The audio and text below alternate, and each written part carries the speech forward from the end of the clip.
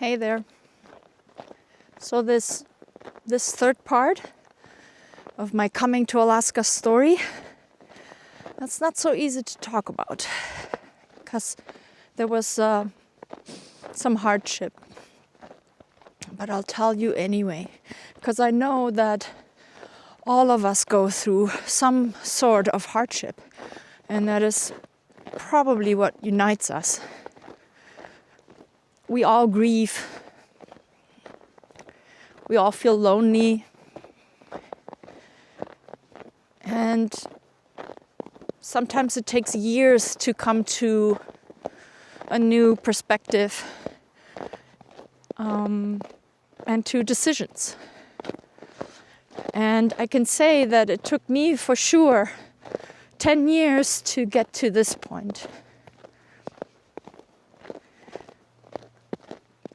My parents had moved to Alaska, and we spent 8 beautiful years together. My kids were born, and my daughter was 6 and my son was 3. And that was the year, end of 2012, that my mother was diagnosed with cancer, terminal, spread everywhere. As soon as that diagnosis was said out loud, she accepted it. It was pancreatic cancer, and that is often detected really late stage, as it was the case for her. And my dad and I were frustrated with her, actually, a little bit, because we thought, why is she not fighting? But she had seen her friend with the same disease, and that friend had suffered basically for over a year of cancer treatments, and it wasn't quality of life. So my mom, with her not trusting any doctors, for her it was clear that she would just accept it.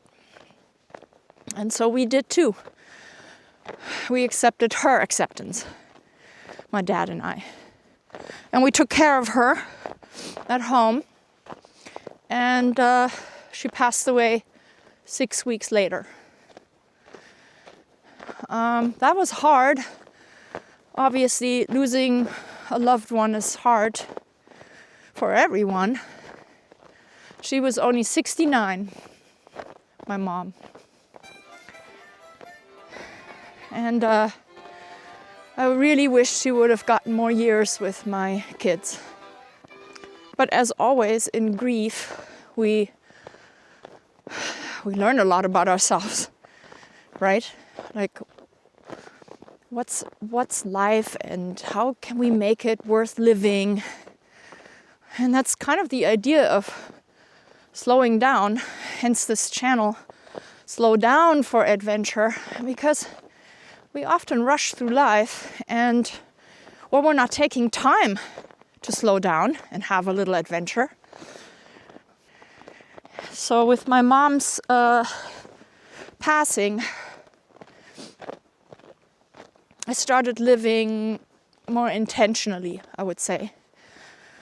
But that also meant at the same time that I started noticing things that I didn't like. And as I noticed things getting a little bit more complicated in my marriage, well, that didn't help with the grief. My husband was supportive in his way, for sure.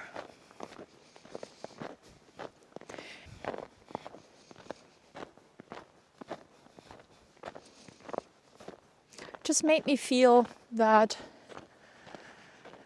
being far away from family, that part really struck me.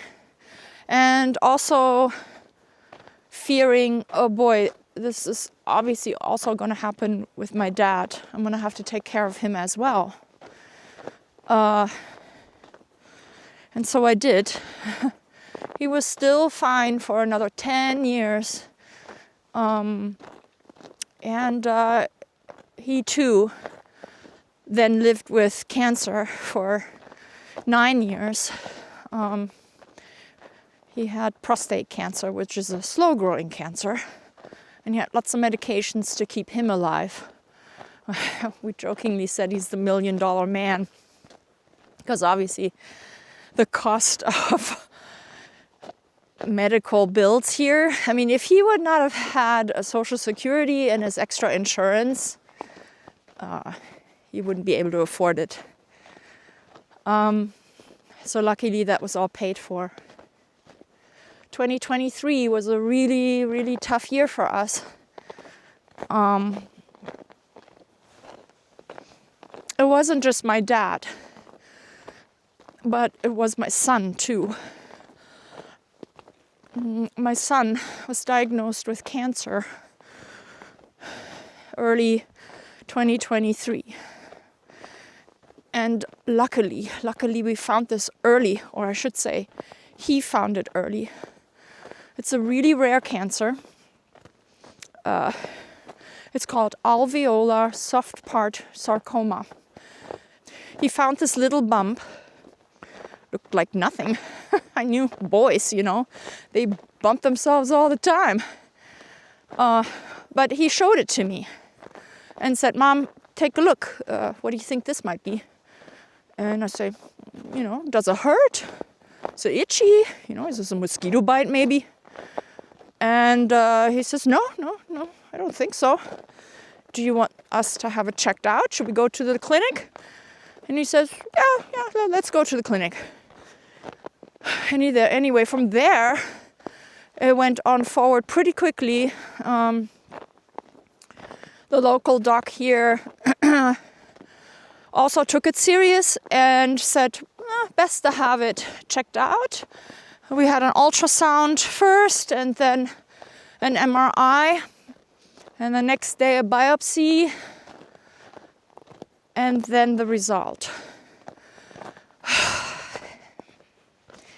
How do you tell your child he has cancer at age 13?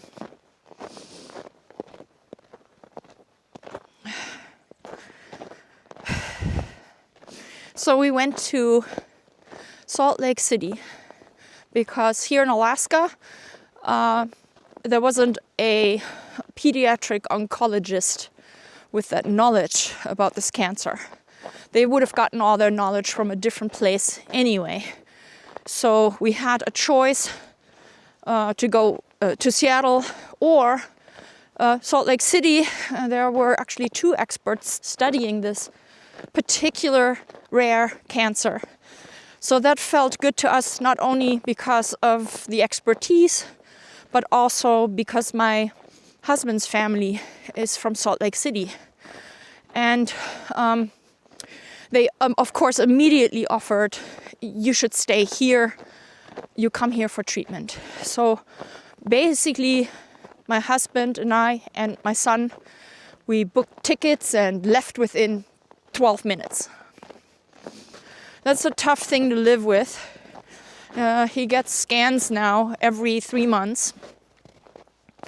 An MRI and a CT scan of the chest, and then an annual brain scan. This makes it even more important that I slow down and really enjoy life, because it's really tough.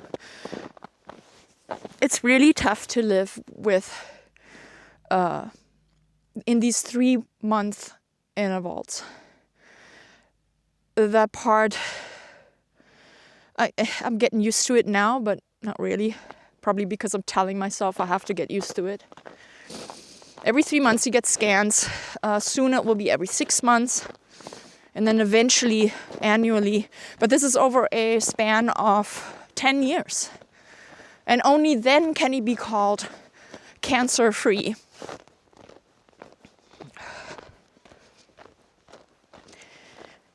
And we were in Salt Lake City for 3 months, and then picked up a little school bus That is something that had happened the November before. My daughter decided she wants to live the schoolie life, and we had bought from afar a school bus that was parked for us in Las Vegas. Tiny little school bus, a short one. And so we took a rental car from Salt Lake City, drove down to Las Vegas, and then made the journey north to our home in Alaska with this little school bus that was absolutely unfamiliar to us. And I think we drove on faith or pure exhaustion from 3 months in Salt Lake City. In 10 days, we were back home. And for me to not get any rest because my dad's health was quickly declining. Within just a few weeks, he was immobile because there was a tumor pressing on his spine, and he was in pain. He couldn't even get an MRI anymore because he couldn't lay down. It was definitely the end. So we kept him comfortable enough with medicine, and he was in his comfy chair that I had bought for him, recliner chair, and I had to help him, of course, with going to the bathroom and making food and snacks and keeping him company, you know.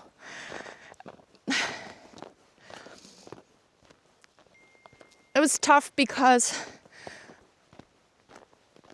there was no break for me. I still feel like I haven't gotten a break, even though last year was so much better, 2024.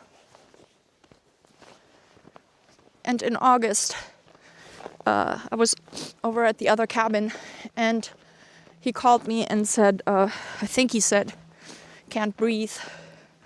Rushed over to him, and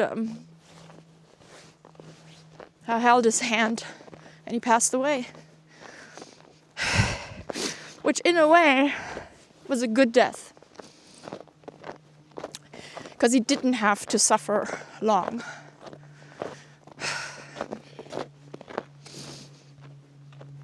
Still hurts though, because we had morning coffees and we talked about politics and bitched about American politics. You know, the German perspective, that was us.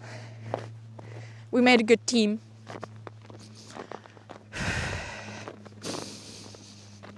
And just a month later, our dog died. Also rather sudden. There was a day of seizures, and her brain was fried. We had to put her down. 2023 was a bitch.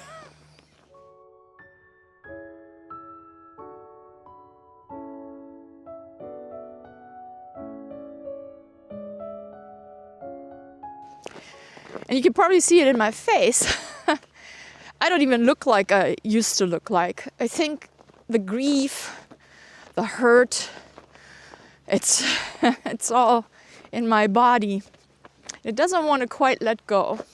So I'm patient with grief, and I'm taking time to slow down and cuddle up on the couch and think, allow grief to go through me and cry, but also be happy. To really, again, slow down so I can see the beautiful things all around me. I mean, look, where do I live? I mean, this is amazing, isn't it?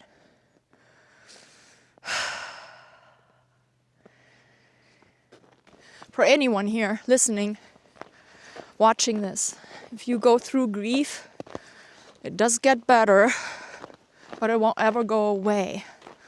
I think it's the thing about living with grief and be okay with it. In other words, like so many have said before, it's all the love that doesn't have a place to go. The love we want to give and the love we want to receive. And that's fine, because that's nature, right? But damn it, my son, that's not okay. I'm so angry. Why him?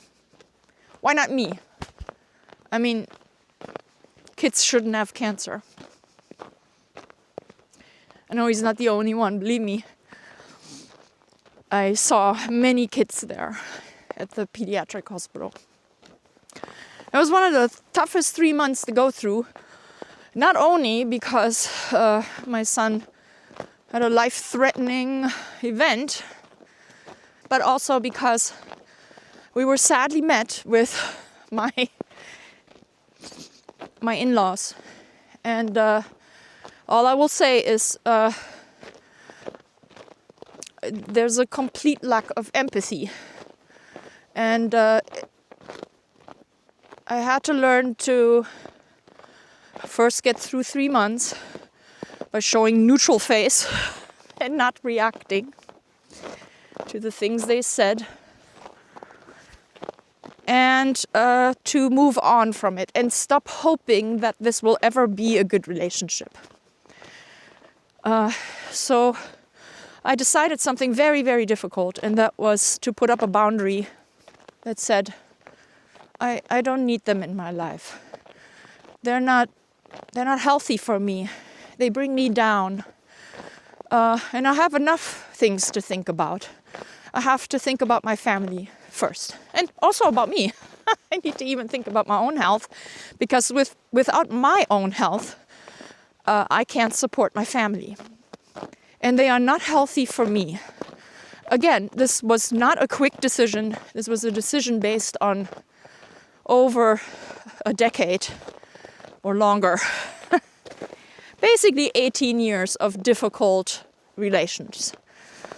I think I gave it enough tries.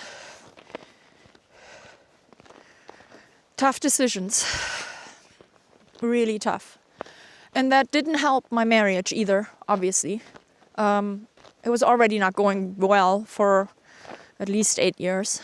And despite my openness, which was probably looked at as nagging, I'm sure I made my mistakes. I can only reflect on them now and learn from them. But I also know that I would like to be fought for a little bit, or maybe 100%. I think I deserve that, as anybody does. And my fighting for him, maybe it wasn't recognized. Maybe my love language is different. Maybe it has a German accent. I don't know. But I'm okay with it now. So I'm going through divorce. We're still friends, because why wouldn't we be? We have 2 beautiful kids, and we went through some shit. I wished I could save it, but we're just not compatible. And that's okay, because we have outgrown each other. He is growing into a different branch. I'm going the other direction. I hope we stay friends, because it would be nice to sit at, a wedding table when my kids get married or so. To be together as a family, it would be nice. Because that's all I have now. I have my kids as my family. And it would be nice to call my ex-husband family too. We'll see how it goes. I hope I won't be bitter. Because bitterness, that's just not healthy. To stay bitter. It's all right. Moving on. And that is why walking, it feels so good, because you can, I don't want to say you walk away your grief, but forward movement, there's something about forward movement. Walking helps you leave some of those nagging thoughts behind, those very hurtful ones. I mean, don't we all come back with a clearer head after a walk? I do. Sometimes I cry. And that's probably needed too, right? I needed to cry on my walk. And if I have privacy here in the frozen swamps on a snow machine trail, works for me. And if there's any way that you can get outside, even if you're in the city, walk, slow down, stop at a street corner, look at things from a different angle, you know, touch the wall of a house, feel the texture. I mean, there's 1,000 little ways to slow your life down and give your brain a pause. Because we're in this world, we are always on, switched on. And even here, believe me, there's no difference.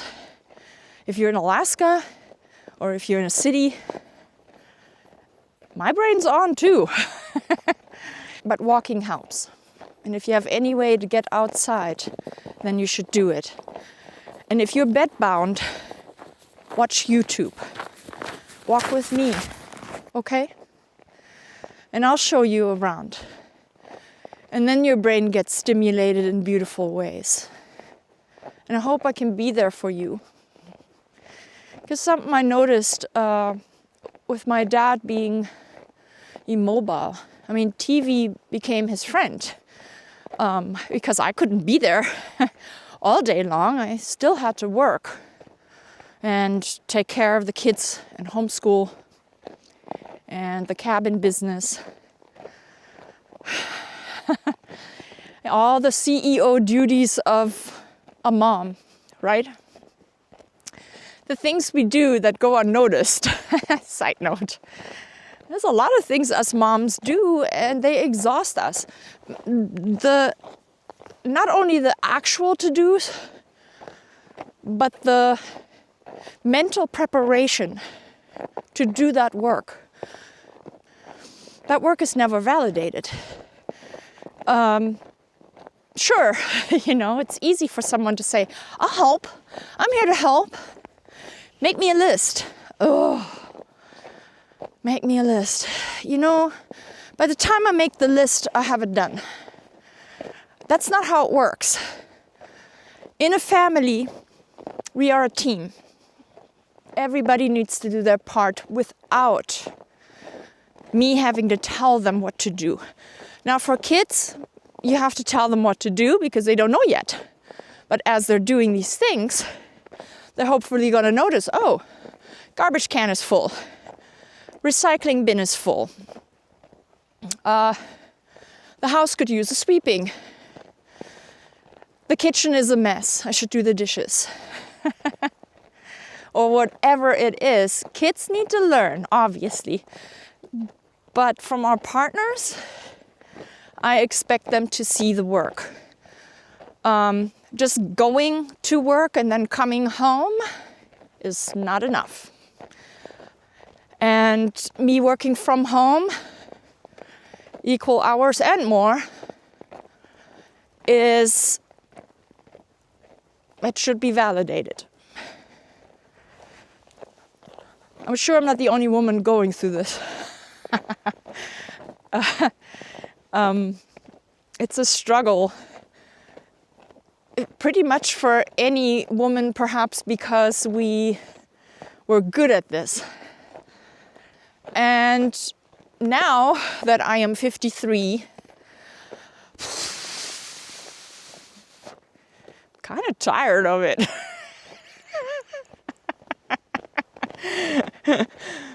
It's all right. I just don't like to be called controlling. We are good at this stuff, so that's why we're doing it. But it should also be valued. I hope you have partners in your life that do that.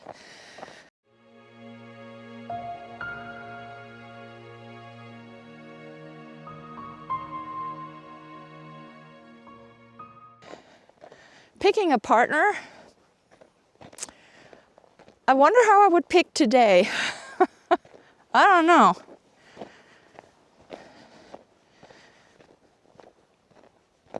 I think maybe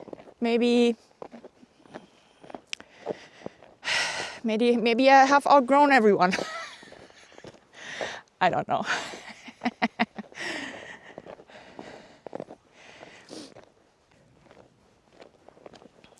So how does my future look like? I don't know. Big transitions will come, I'm sure. Obviously going through divorce. We'll see how that all pans out. And just taking all that I have learned in the last years, the wisdoms I'm finally gathering, and the things I'm recognizing, which, sometimes you do not see the red flags. Now I see them. I think I'm walking through life with open eyes now. Not that I've ever been blind, but I think I have. I'm a hopeless romantic. I just always try to believe that things will turn out all right. I am, generally speaking, a positive thinker. Despite all the shit that went down in 2023, I'm going to live. I'm going to continue, and I'm going to keep nudging my life's path just a little bit so that on my trajectory I'm going to come out all right in the end. And that's really all we can do, right? To get unstuck. We can use little tiny nudges, right, left, to get us unstuck. Because big movements, they're tricky, right? They're radical. And I mean, sometimes maybe we have to. But if that's too frightening, well then just nudge it a bit. If you're not happy on that track that you're on, well then nudge it a bit. And guess what? By the time you get to the very end, that little nudge up here will make a huge difference down the road. So that's what I'm doing. Little nudges over the last years. And accepting and letting go and saying, let them. Just let them. There's no use to fight. It's just going to end in bitterness. And that's a sour feeling. I don't like that. I've already went through that phase of grief for the things that could be, for the future I envisioned. I thought I'd be married and getting old with my husband. That's not happening. And I went through that grief for sure. And that's tough to come to that realization. You're going to be alone. But alone doesn't mean lonely. And I have to realize too that I kind of like being alone. I like company too, but I mean, tonight I'm going out with a friend, for instance. And I have my kids around me all the time. And yeah, sometimes I crave going out here and just feeling a little bit alone, not lonely. But yeah, grieving for the life that could have been, that's a real thing. I think I'm fine with it now. I'm ready to let it all go and to start over. And in fact, it's actually creating some sort of an excitement in me.